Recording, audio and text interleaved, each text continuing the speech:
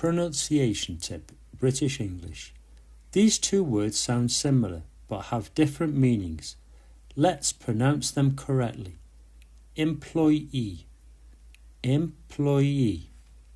The stress is on the second syllable, ploy. Employee. An employee is a person who works for a company. Employer.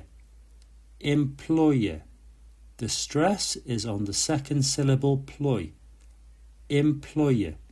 An employer is a person or company that hires people. How to remember? Employee has E at the end. Think, the person me receives money E.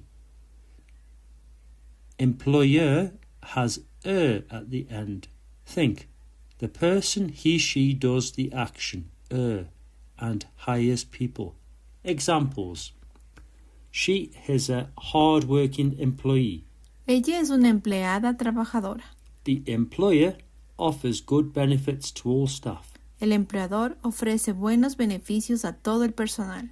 Don't confuse them. An employee works for a company, an employer hires people.